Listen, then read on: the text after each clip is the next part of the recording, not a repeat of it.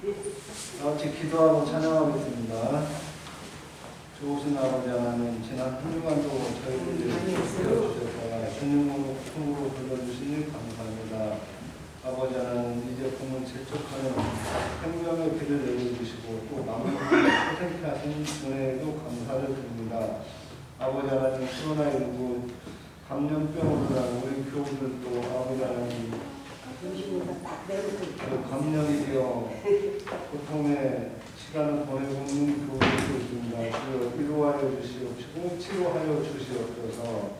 아버지는 모든 행사, 불악, 태무, 애락이 주님의 손에 달려있는 저희들은 또한 신랑합니다.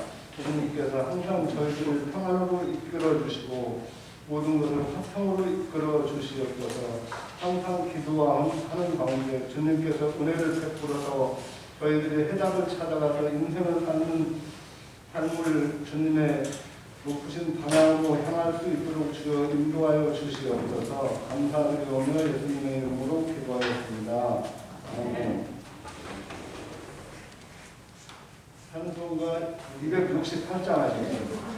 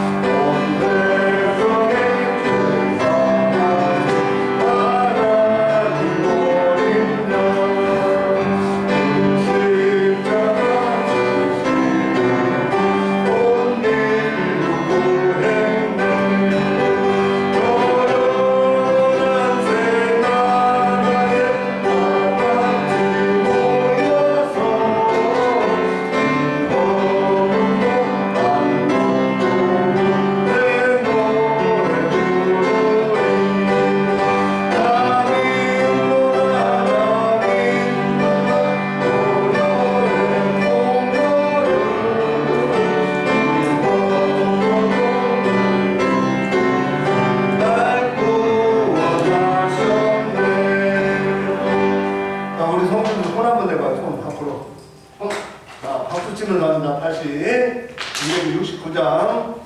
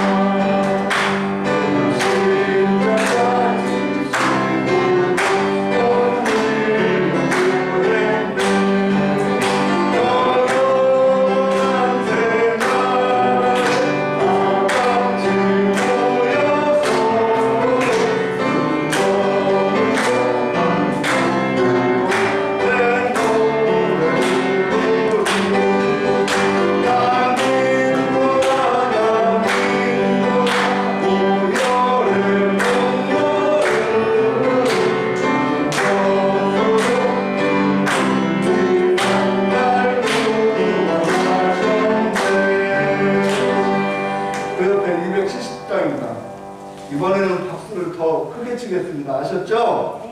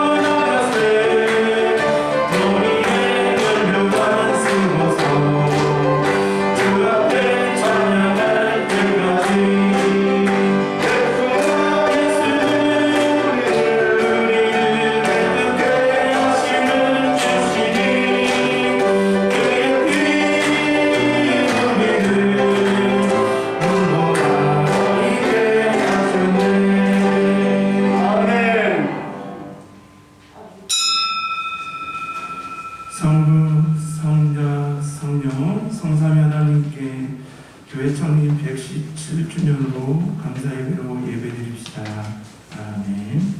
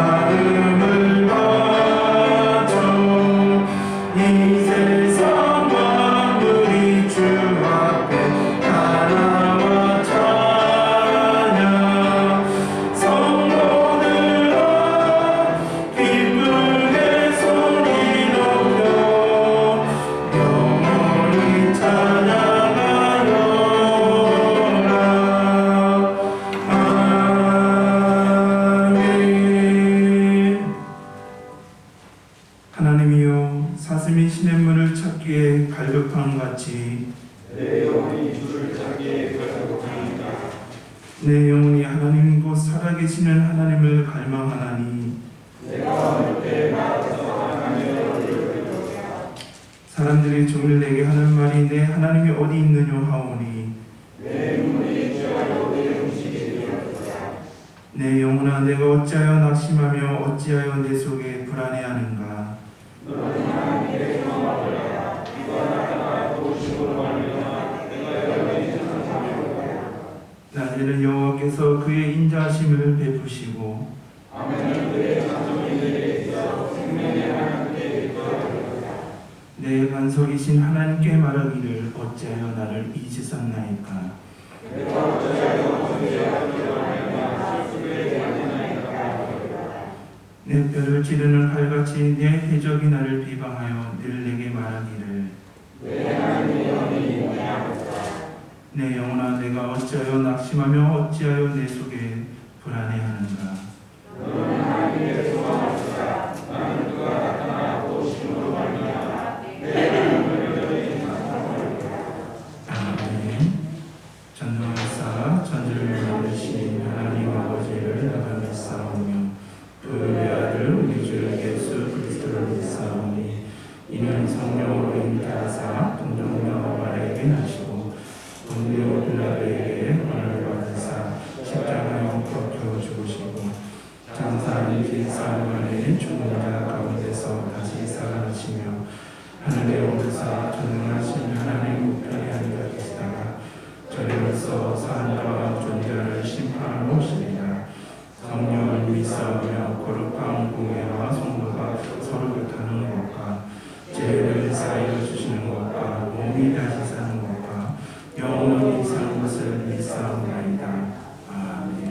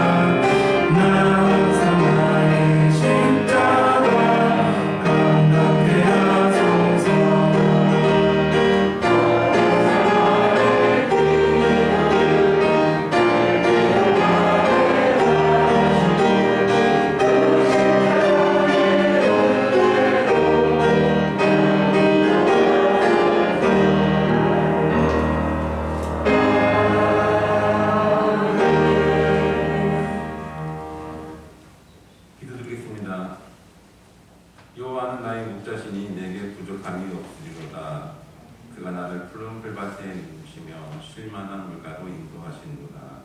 내 영혼을 소생시키시고 자기 이름을 위하여 그의 길로 인도하시는도다. 아멘.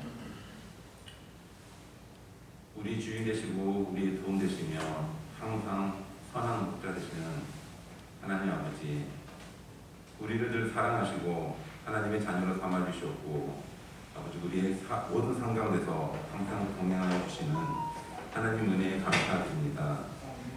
아버지, 오늘도 저희들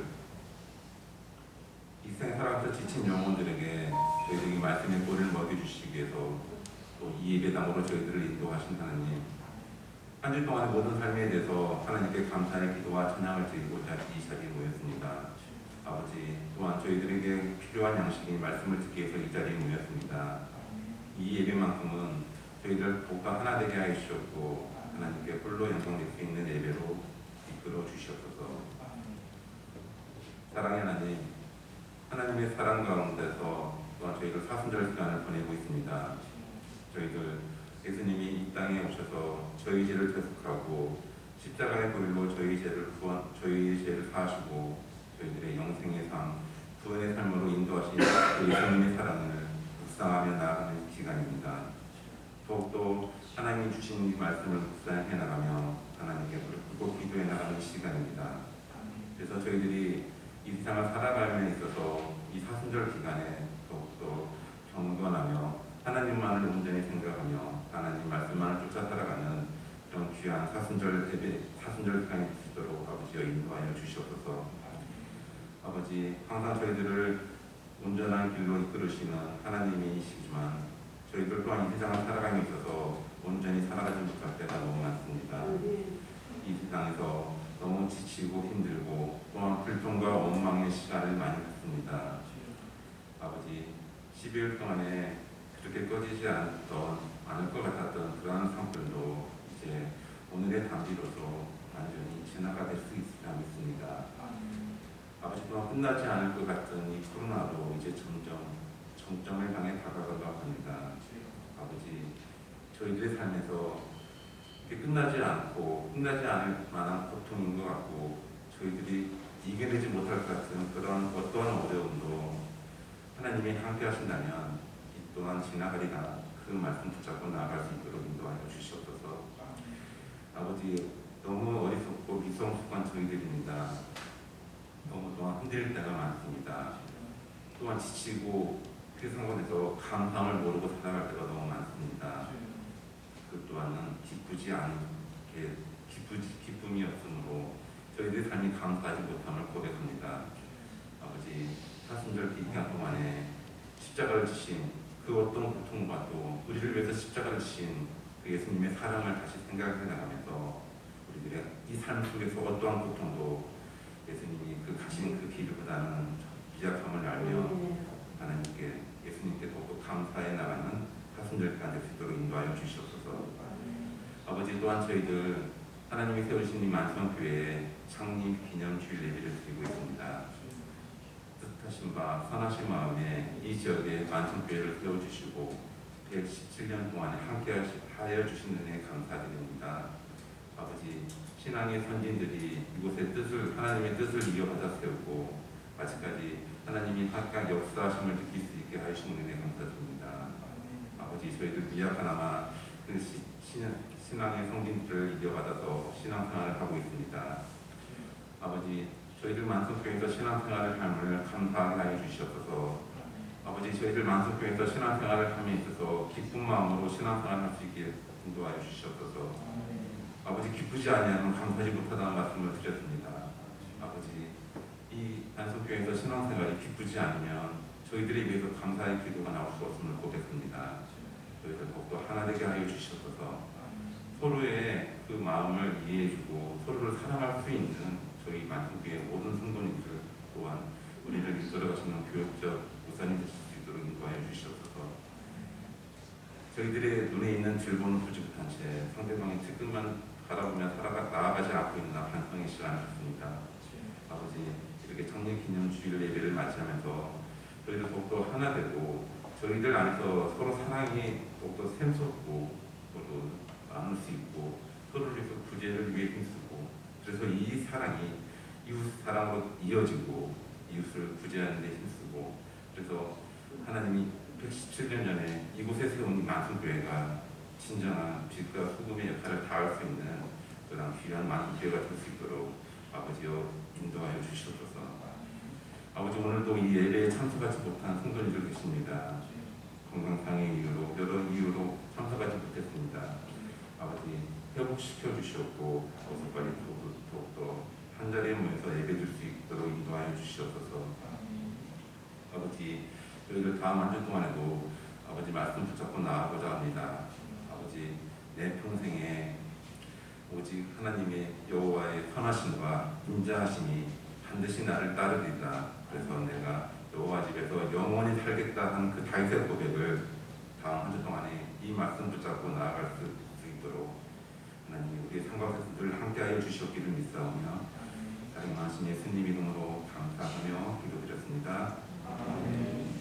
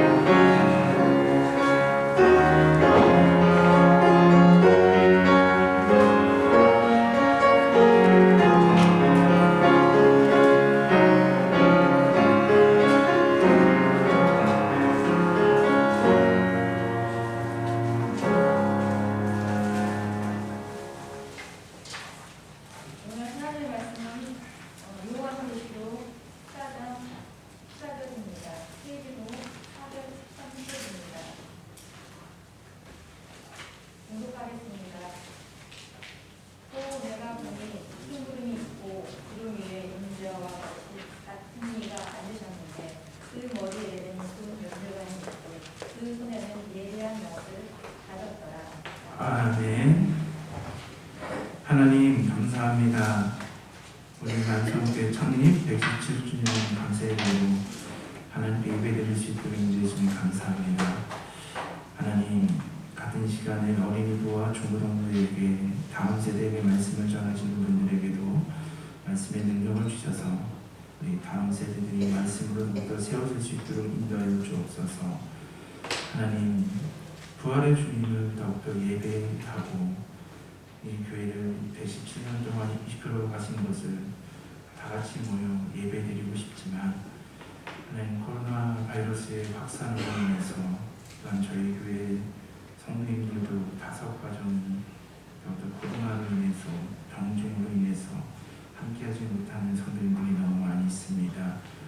하나님, 온라인으로 예배드릴 때, 명상으로 예배드릴 때도 동일한 은혜를 허락하여 주시고 모든 확진자들을 주님의 안에서 치료하심과 홀중이 없도록 그러므로 믿음의 사명들, 예배의 사명들 잘 감당하며 나아가시는 모든 분들, 귀한 성도님들이 될 수 있도록 주님께서 인도해 주실 것을 믿사오며 이 모든 말씀 사랑하시는 우리 주 예수 그리스도의 이름으로 기도드립니다. 오늘은 우리가 교회 창립 117주년 감사 예배를 드리고 있습니다.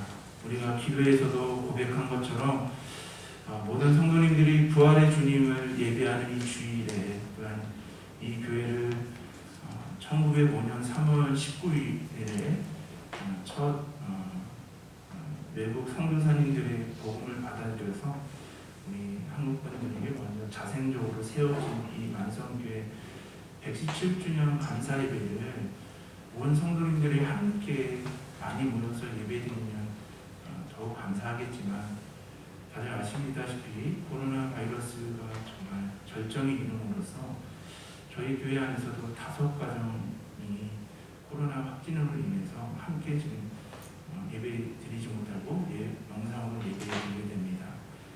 그래서 그 소식을 또 이번 주에도 2가정이 확진으로 인해서 예배를 함께 못 드린다는 소식을 듣고 오늘 새벽에 하나님,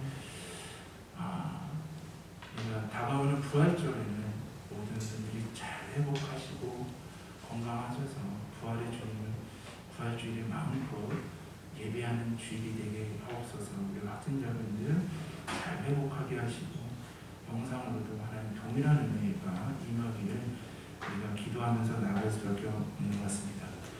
우리가 교회 창립 117주년 예배를 감사 예배를 맞이하면서요, 우리 교회 주인이 되시는 하나님께 우리가 고백하는 마음으로 우리 옆에 앞에 성도님들과 모든 것이 하나님의 은혜입니다라고 고백하고 싶어요. 모든 것이 하나님의 은혜입니다. 모든 것이 하나님의 은혜입니다. 저희 교회가 117주년 감사예배를 맞이하는 것, 모든 것이 하나님의 은혜임을 다시 한번 고백하게 됩니다.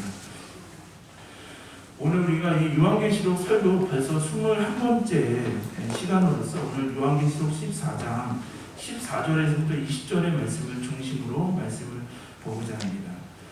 우리 성도님들 세계 역사를 잘 아시는 분들도 잘 아시겠지만, 우리가 세계 2차 대전에서 중이었던 1944년 연합군이 노르망디 해전에 성공적으로 상륙해서 노르망디 해전 결투에서 전쟁에서 결정적인 승리를 거두게 되죠.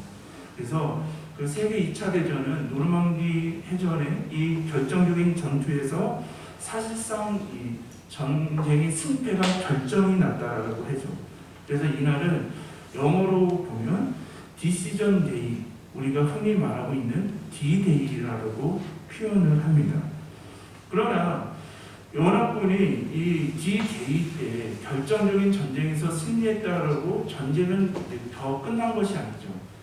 그 2차 세계대전은 1945년에 연합군이 독일의 수도인 베를린을 함락했을 때 비로소 그 2차 대전은 끝나게 됩니다. 그럴 때 연합군이 독일의 베를린을 함락하였을 때 그 날을 빅토리 데이라고 부릅니다.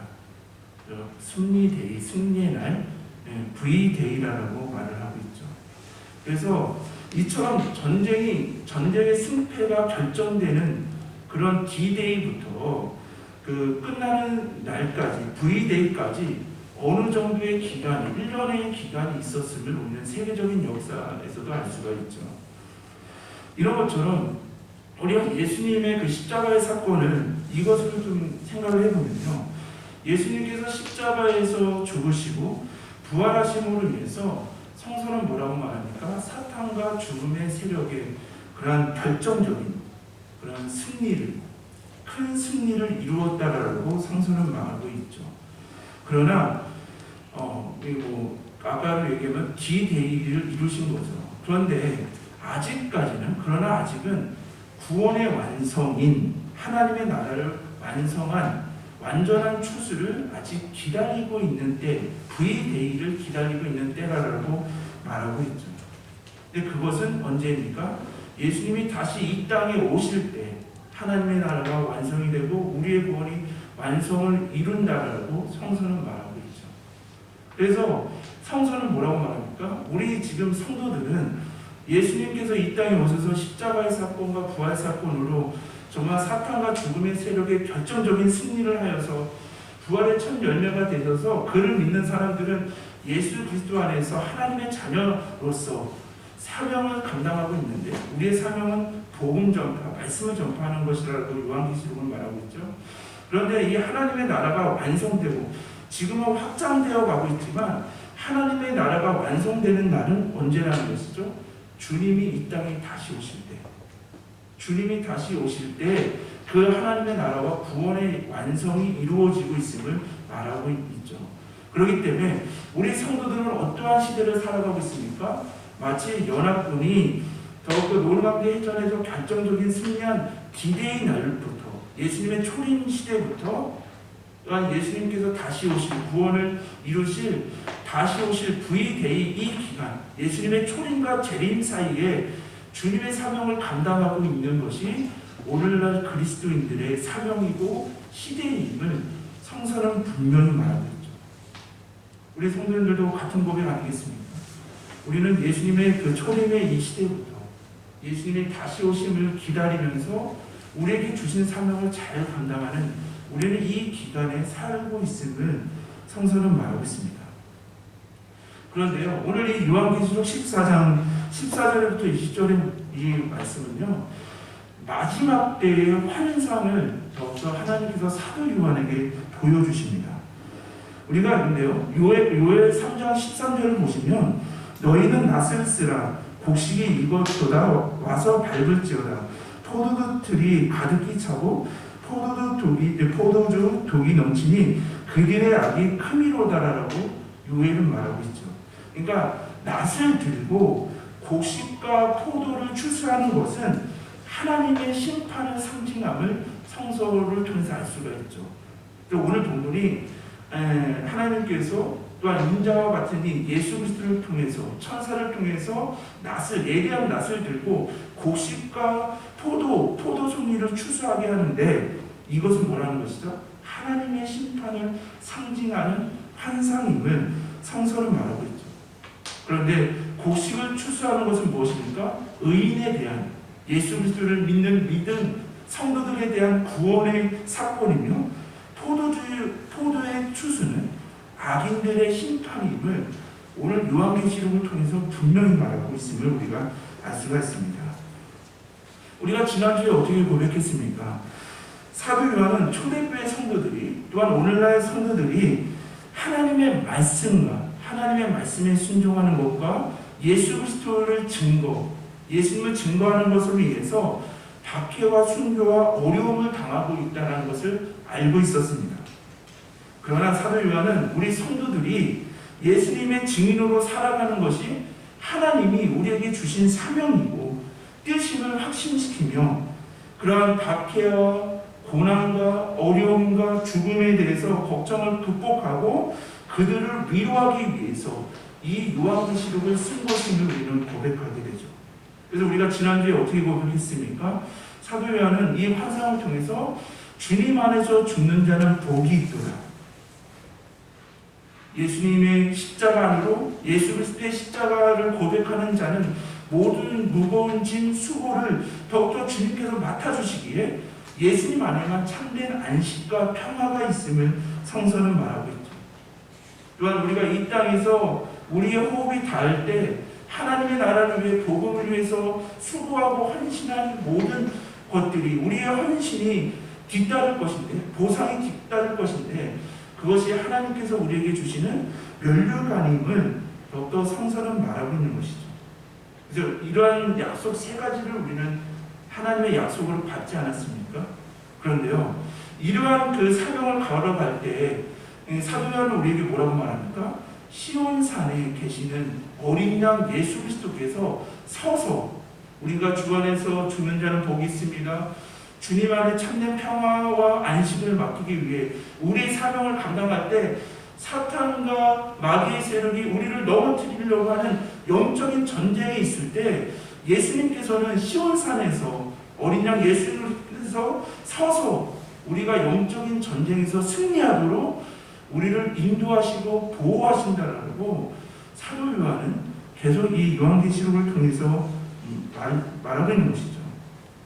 자, 그렇다고 한다면요, 시온산에서 하나님께서 통치하시는 그 곳에서 어린 양 예수께서 서서 우리를 인도하시고 보호하시는 그 끝에 일이 어떠한 일이 벌어지는지를 오늘 성서는 분명히 얘기하고 있는 것입니다.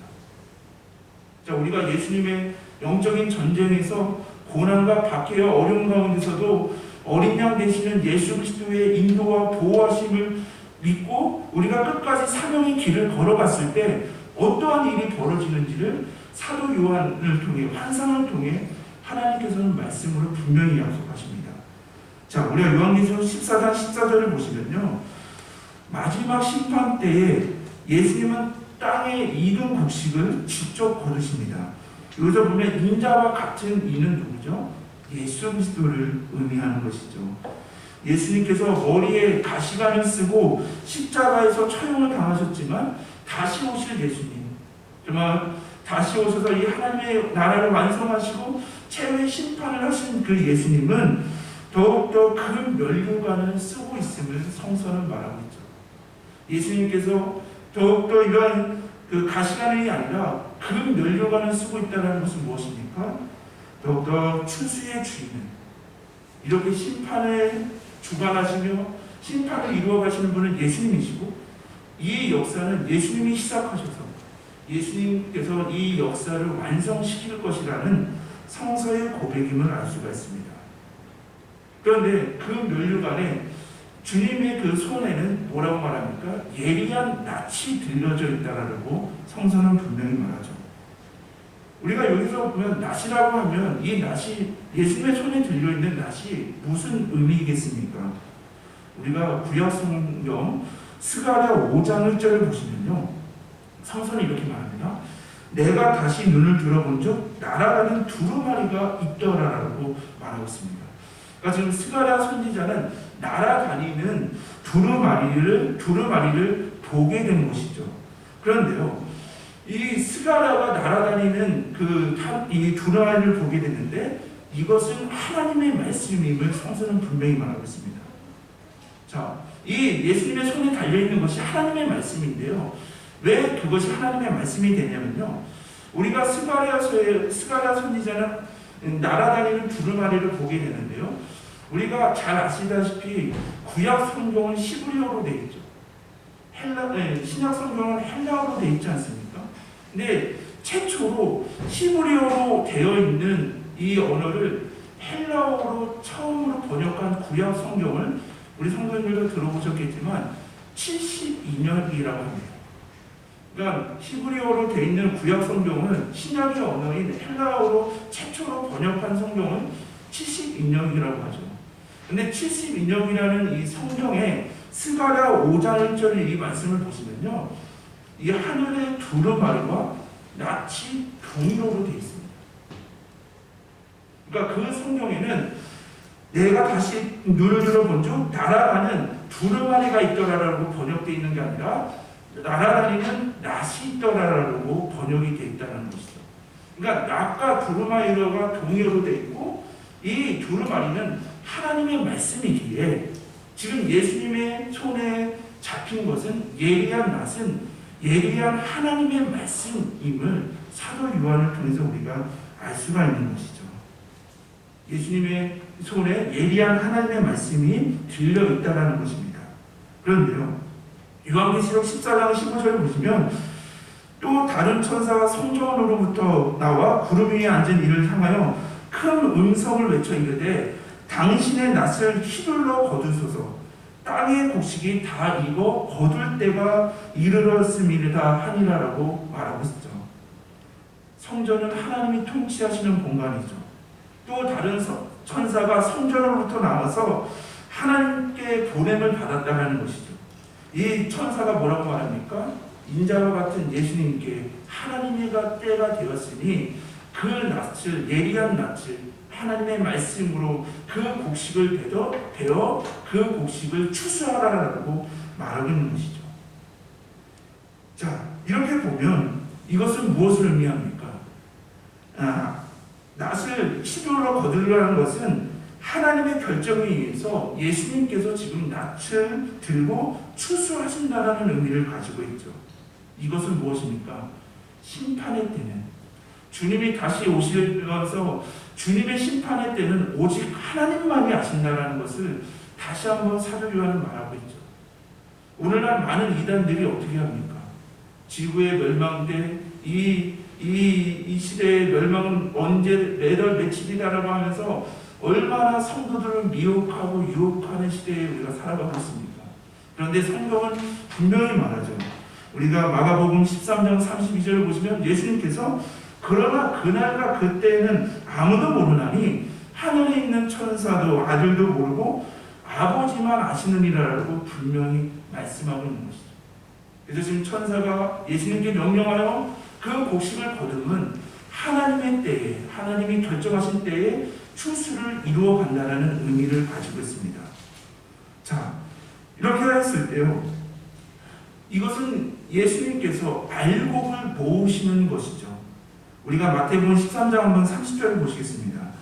예수님께서 심판의 때에 어떻게 말씀하십니까? 마태복음 13장 30절을 보시면 둘 다 추수 때까지 함께 자라게 하랴.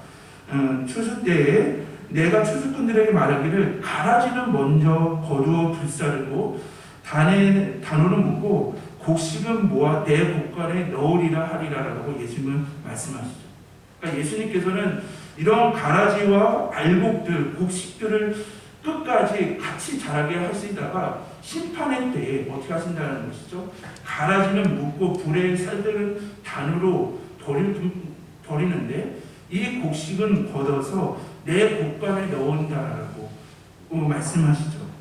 이것은 예수님께서 더욱더 우리가 예수님의 말씀과 복음으로 끝까지 믿음의 생활을 해나갈 때 주님이 이 땅에 오셔서 심판하시고 재림하시고 심판하실 때 우리 믿음의 사람들을 알곡으로 더욱더 우리를 거두어 주신다라는 이 말씀인 것이죠. 귀한 성도님들, 우리가 요한계시록 14장 16절을 보시면 예수님께서 곡식을 직접 추수한다라고 말하고 있죠. 곡식은 구원받은 의인들을 상징하며 낫은 추수를 위한 도구임을 우리가 알 수가 있습니다. 그런데요, 우리가 요한계시록 14장 18절을 보시면 또 불을 다스리는 다른 천사가 제단으로부터 나와 예리한 낫 가진 자를 향하여 큰 음성으로 불러 이르되 내 예리한 낫을 휘둘러 땅의 포도송이를 거두라. 그 포도가 익었느니라 하니라라고 말하고 있습니다. 그러니까 지금 우리가 한국의 성경은 요한계시록 14장 15절에도 곡식이 익었다라고 말하고요. 18절에는 포도송이가 익었기 때문에 추수해야 한다라고 말하고 있죠. 근데 한국어 성경은 모든 것이 다 익었다라고 번역되어 있기 때문에 참뜻을 이해하지 못하지만 원어를 보면요. 곡식이 익었다라고 하는 이 익었다라는 단어는요. 마르다라는 의미를 가지고 있습니다. 우리 성도님들 중에서 농사를 지신 분들이 많으시죠. 지금 천사는 예수님께 곡식이 말랐기 때문에 추수해야 된다라고 말하고 있는데요. 왜 마른 곡식을 거두입니까? 우리가 농사하시는 분들 잘 아시겠지만 추수할 때는 어떻게 합니까? 먼저 땅이 마르죠. 땅이 마르게 되면 어떻게 됩니까? 우리가 곡식 옆에 있는 풀들, 잡풀들이 마르게 되죠. 그래서 그 풀들이 마르기 시작하여 나중에는 우리가 얻고자 하는 곡식들만 남게 되지 않습니까? 그런데 그 곡식, 우리가 얻고자 하는 알곡 옆에 풀들, 그 잡풀들이 시들어갈 때, 말라가기를 시작할 때 성경은 어떻게 표현합니까? 휘어졌다라고 성서는 말하고 있는 것입니다. 요한복음 4장 35절을 보시면 예수님은 이렇게 말씀하시죠. 나는 너희에게 이르노니 너희 눈을 들어 밭을 보라 휘어져 추수하게 되었도다라고 말하고 있는 것이죠.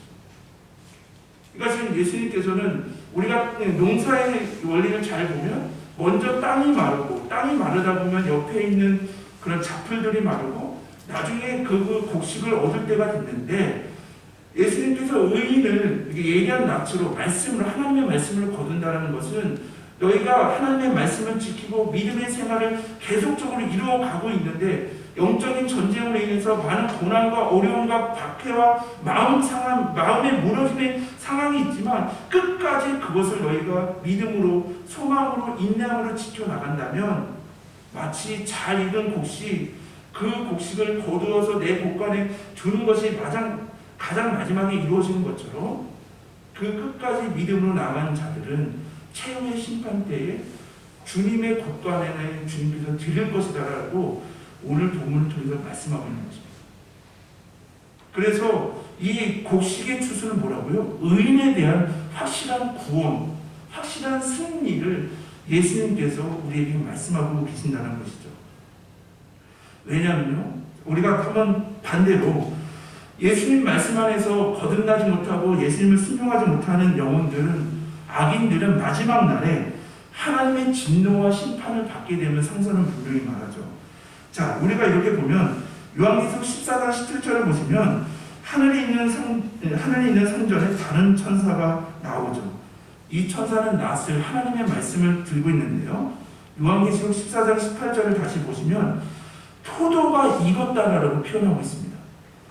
근데 이 여기서 익었다라는 이 단어의 원래 뜻이 뭐냐면요, 꽃이 절정으로 핀 상태를 의미합니다. 그러니까 아까 곡식이 익었다라는 단어는 마르다라는 단어를 의미를 가지고 있고요. 이 포도송이가 익었다라는 이 단어는요, 꽃이 절정에 핀 상태를 의미하는 단어입니다. 한번 우리 성도님들 생각해 보십시오. 우리가 이렇게 꽃다발을 다 받아보신 경험이 있으실 텐데요. 꽃이 이렇게 만개하여서 절정에 이르면 그게 이렇게 지속이 됩니까? 오래가야 한 3, 4일 있다 보면 그 꽃다발의 그 아름다운 꽃이 서서히 지게 되죠. 이것은요, 포도송이가 익었다라는 이 단어의 의미는요, 하나님의 말씀을 거역하고 세상을 주인으로 우상을 섬기는 사람들이 잠시 세상에서는 부유한 것 같고 승리하는 것 같고 잘 되는 것 같은 절정으로 향해 가고 있지만 그들에게 남은 것은 꽃잎이 떨어지는 것처럼 꽃이 시드는 것처럼 그들은 하나님의 심판 가운데 멸망의 길로 걸어가고 있다는 표현입니다. 자, 성도 여러분, 오늘 이 곡식의 추수와 포도송이의 추수를 통해서 주님은 우리에게 분명히 말씀하시는 것이죠.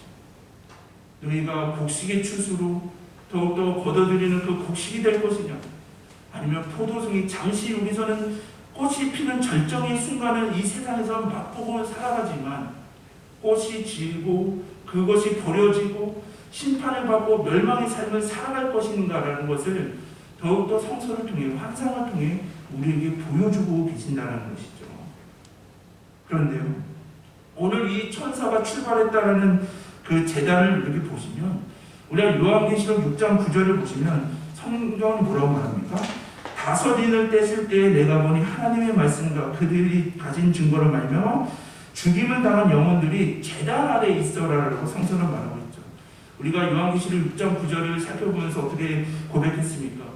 하나님의 나라를 위해서, 복음을 위해서 끝까지 기도하며 믿음을 지키고 순교하였던 그 피가 쓸데없이 버려진 것이 아니라 하나님의 제단 아래 그게 놓여 있다라고 하면서 하나님께서는 그들의 그런 순교, 그들의 믿음, 그들의 피, 그 기도의 그 제목, 그 기도를 하나님께서 제물로 받으셨다라고 고백하지 않았습니까?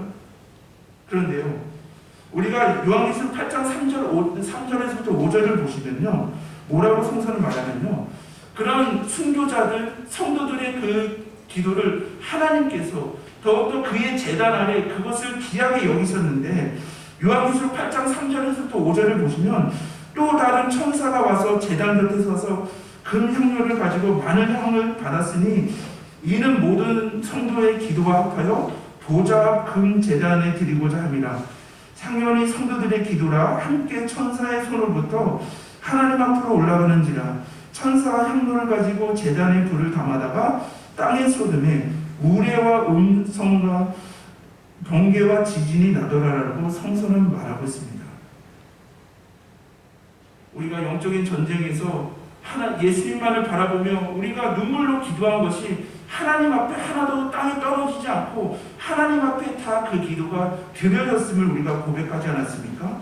그런데 이 기도의 응답은 하나님만이 하나님의 때에 이루어진다라고 하시면서요, 5절을 잘 보시면 우레와 음성과 번개와 지진이라고 말하고 있는데요, 이것은 예수님이 다시 오실 때 재림의 때를 의미하고 있는 것이죠. 그러니까 우리 믿는 사람들이 이 땅에서 얼마나 기도합니까? 하나님께 얼마나 탄원을 합니까? 하나님, 이 땅에 하나님의 공의와 정의가 있습니까? 정말 예수님을 잘 믿고자 하는데 우리에게 왜 이렇게 어려움이 있고 우리에게 이렇게 궁핍함이 있고 박해와 어려움이 있습니까? 하나님은 어느 때까지 우리의 이 눈물의 기도를, 언제까지 이 기도를 응답하지 않으시겠습니까? 라고 눈물을 지었던 그들의 순교자들의 그 기도가 하나님께서 하나님의 때에 하나님의 나라가 이루어질 때 그 기도를 응답하신다는 것이죠. 그래서 우리가 요한계시록 이 8장을 묵상하면서 어떻게 고백했습니까? 우리가 하나님의 나라를 위해서, 자녀들의 복음을 위해, 부모님의 복음을 위해서 그 기도하는 그 기도가 하나도 땅에 떨어지지 않고 내 시대에, 내 세대에 그것이 응답되지 않는다 하더라도 분명히 하나님께서 그 기도를 응답해 주실 것임을 우리가 고백하지 않았습니까? 그러므로 기도함으로 낙심하지 않고 의인의 기도는 역사함이 큼임을 성사의 약속을 붙잡고 우리는 하나님의 나라를 위해서, 하나님 이 땅에 하나님의 나라가 진정으로 임하기를, 많은 영혼들이 주님의 뜻대로 주님께 돌아오기를 우리가 믿음으로 기도하며 나아가야 됨을 우리가 성서는 고백으로, 성서를 통해 고백하지 않았습니까? 그들의 눈물의 기도가 주님의 최후의 심판 때 주님이 그 기도를 응답해 주시고 있음을 성서는 분명히 말하고 있는 것이죠. 그래서 오늘 이 말씀을 준비하면서요, 하나님 그렇습니다. 우리 만성교회가 117주년을 우리가 감사 예배를 드리고 있는데, 우리 만성교회가 하나님 이 예배를 드리면서 하나님의 나라를 위해서 기도하게 하여 주옵소서. 비록 지금은 복음이 증거되는 것 같지 않고 더욱더 예수 그리스도의 이름의 영광을 받지 못하고 있는 이 시대인 것 같지만, 하나님은 어느 때까지 주님이 영광 받지 못하시고 주님의 이름이 더럽히는 이 시대가 살아가겠습니까?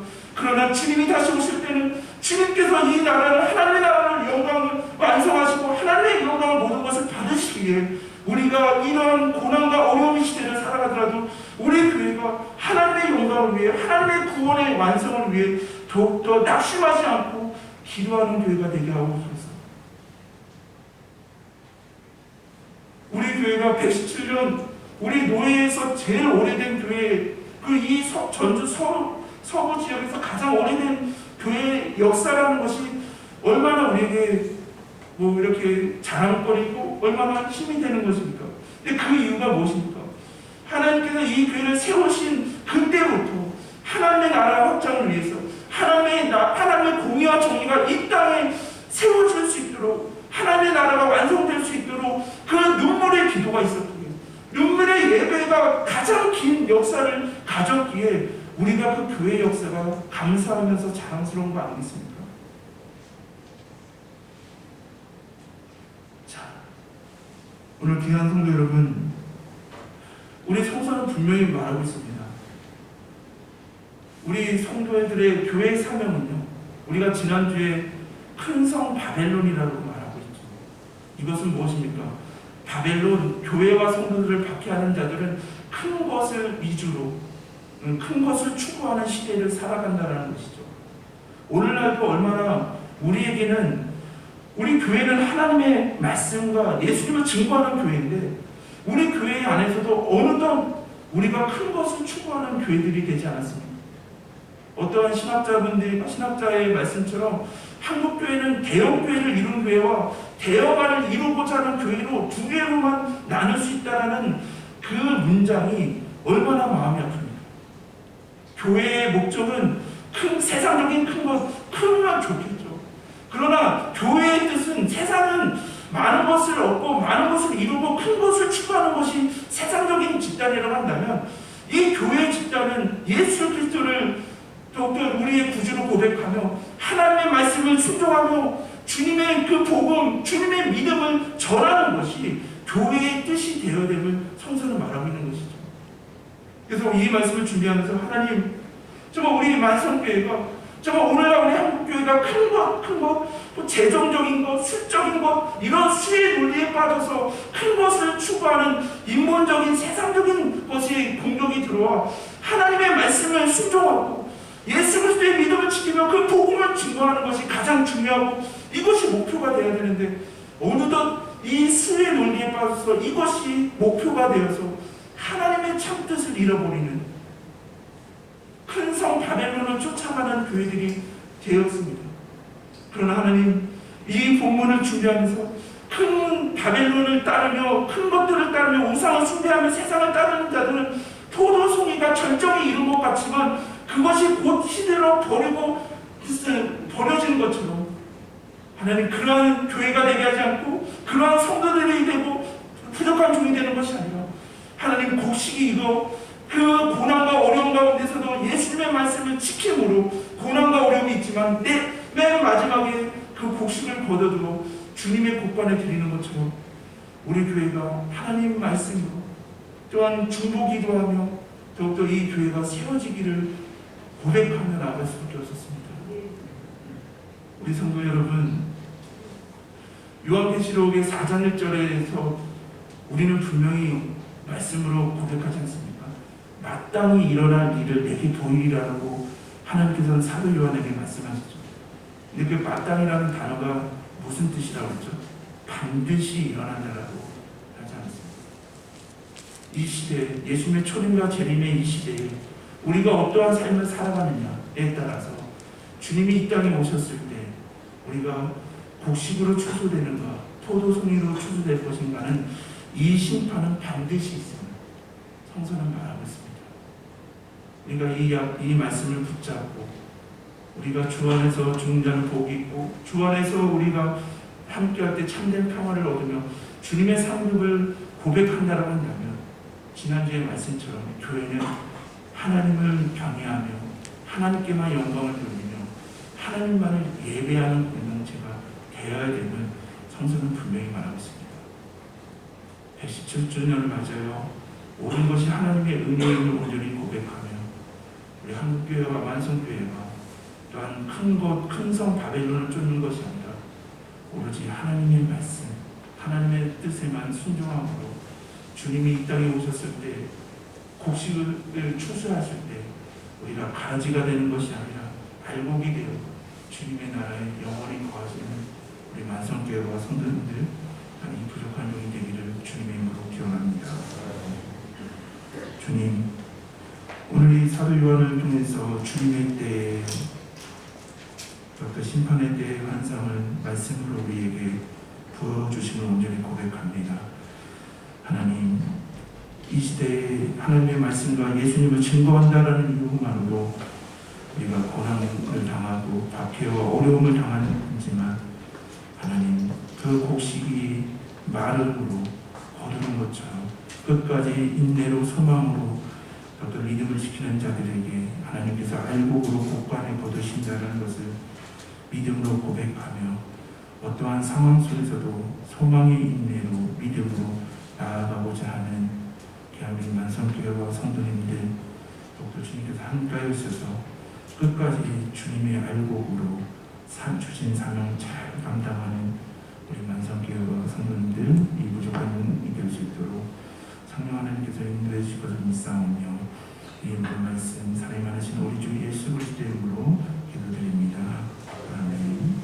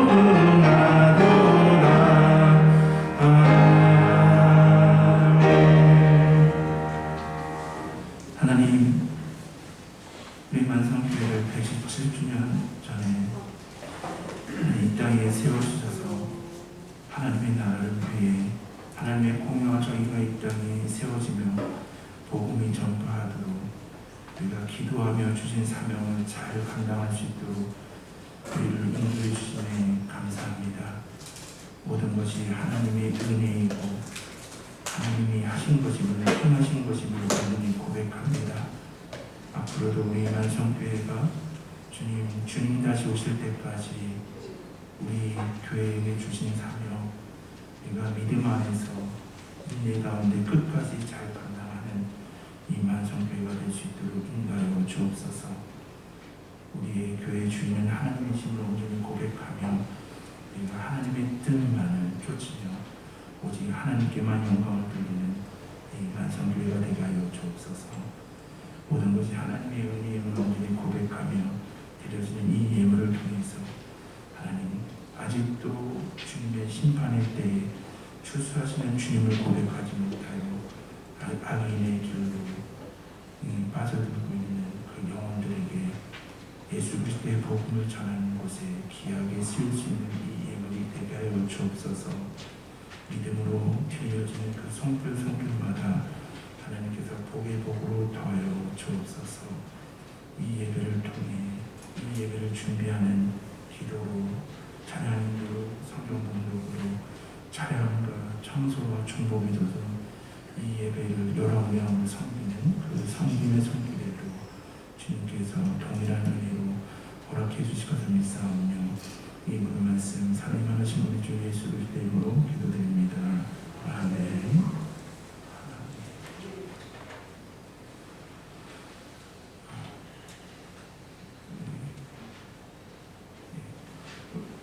우리 옆에 앞에 분들과 평화 인사 나누시겠습니다. 샬롬 주님의 평화를 드립니다. 샬롬 주님의 평화를 드립니다. 우리가 이번 주 월요일 화요일 날 전북 동로에 제 117회 정기노회가 있습니다. 올해는 유만 장로님께서 노회 총대로 소개해 주시겠습니다. 사대 공사가 진행 중에 있습니다. 기도와 관심 부탁드리겠습니다. 잠깐 앞으로 나가겠습니다.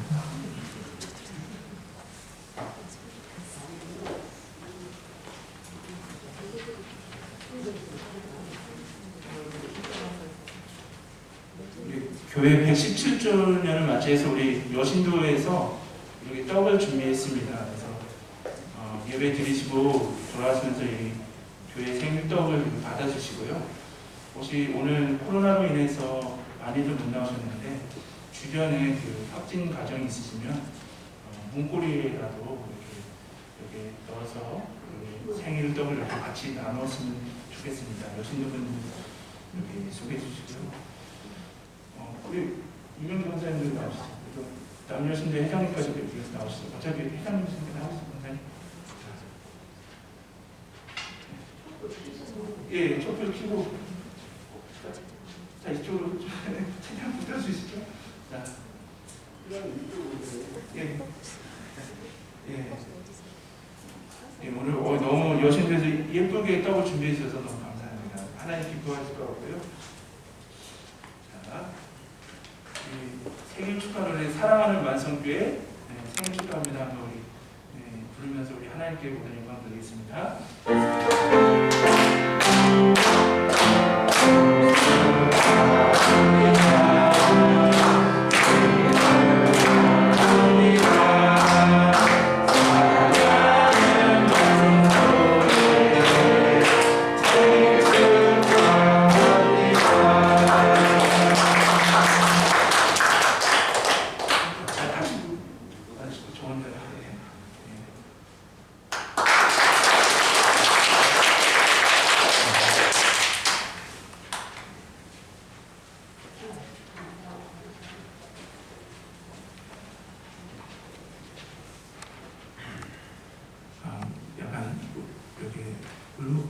눈물을 좀 지으시는 분들이 계시는데요. 그 마음을 좀 이해할 것 같습니다. 하나님께서 우리를 얼마나 사랑하시는지, 어떻게 이루어 가시는지 오랫동안 이렇게 함께 하시는 귀한 성도님들이시기 때문에 감사하면서 이렇게 그런 마음이 느껴지는 것 같습니다. 하나님께서 정말 주님 다시 오실 때까지 우리 교회를 하나님께서 주인 되셔서 여태에도 잘 인도해 주신 것처럼 앞으로도 사명 잘 감당하도록 인도해 주실 것을 믿음으로 고백할 수밖에 없는 것 같습니다. 오늘 감사드립니다. 우리 다 같이 일어서서 우리 다 같이 결단의 찬송 우리 다 같이 찬송하시겠습니다.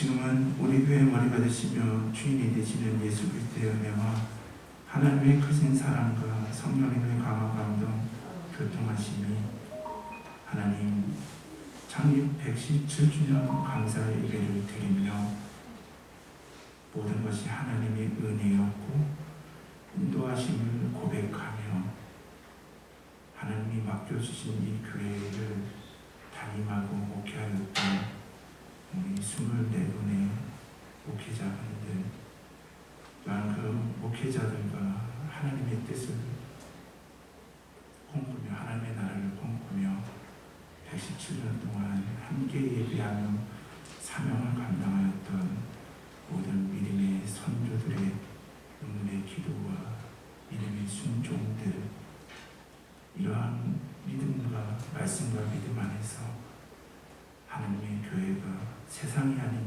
하나님께 칭찬을 받는 만성교회로 이루어 가신다는 것 온전히 고백합니다.